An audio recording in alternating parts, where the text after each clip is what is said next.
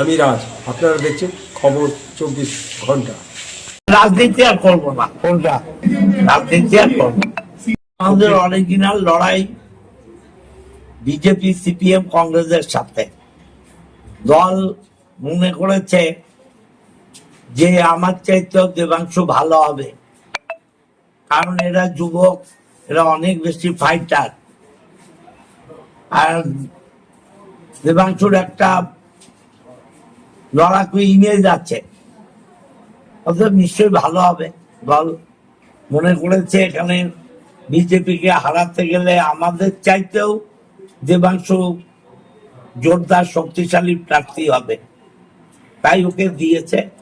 আমাদের অরিজিনাল লড়াই তো বিজেপির সঙ্গে, তো বিজেপিকে যে হারাতে পারবে দলনেত্রী তার কথাই ভেবেছেন, দিয়েছেন ওকে, সবাই আমরা করব। না, আমার সাথে কিছু কথা হয়নি। কথা বলার প্রয়োজন আছে নাকি? যেখানে দিদিমণি অভিষেক সিদ্ধান্ত এইরকম একটা জোর দরকার ছেড়ে দিয়ে সবকিছু ছেড়ে দিয়ে আমার সাংবাদিকতা জীবনে হ্যাটস অফ।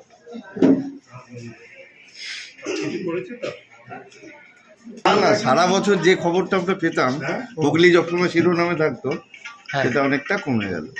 সোনার সংসার থাকো তো আর কি হয়।